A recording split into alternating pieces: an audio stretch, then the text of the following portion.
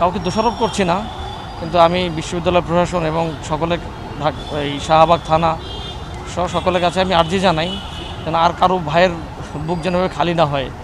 আমার ভাইয়ের বয়স মাত্র 25 বছর। একটা 25 বছরের ছেলে, সে কালকে তাদের নবীনবরণ প্রোগ্রাম ছিল, সেখান থেকে সে বাসায় চলে যাবে খাওয়ার জন্য, উদ্যানে গেটে গেছে খিচুড়ি খাবে বলে আর কি। তো এরকম একটা বিশ্ববিদ্যালয়ের মতো একটা জায়গায় যদি, যেখানে এবং অদ্ভুত বিষয় কোনো সিসিটিভি ক্যামেরা কি ফুটেজ নাই, এখানে মেট্রো স্টেশনের একটা সিসিটিভি ফুটেজ থাকার কথা, বাংলা একাডেমির ফুটেজ থাকার কথা, রমনা মন্দিরের ফুটেজ থাকার কথা। আমি কালকে ভোর থেকে বারবার বলতেছি যে আমাদেরকে ফুটেজগুলো কালেক্ট করেন, ফুটেজ থেকে বের হবে, কিন্তু সে ফুটেজ কিছু নাই। আইনি সহায়তা বলতে ঢাকা বিশ্ববিদ্যালয়ের আমাদের প্রভিসি মামুন আহমেদ স্যার, উনি খুবই অ্যাক্টিভ স্যার, উনি পাশে ছিলেন।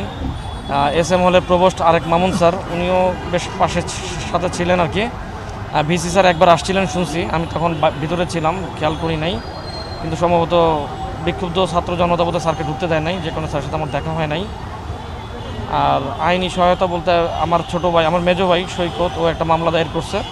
শুনছি যে বিশ্ববিদ্যালয় কর্তৃপক্ষ একটা মামলা দিবেন। আর শুনছি যে 3 জনকে অ্যারেস্ট করা হয়েছে। এখন সেটা কোন ভিত্তিতে কী করা হয়েছে, এটা কি যথাযথ কি না, এটা একটা আপনারা যারা সাংবাদিক খতায় দেখবেন।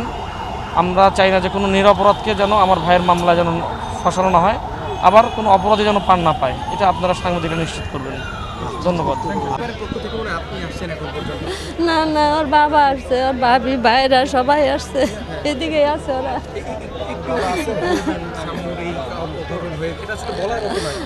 আমরা জানি না বাবা, আমরা জানি না, আমরা এখন ভালো করে শুনি না কে মারছে, কেমনে করে মরছে, কেমনে কি হয়েছে, কিচ্ছু শুনি না।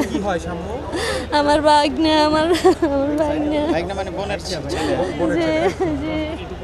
মা তো নাই, আম্মা নাই, বাবা মা তো নাই।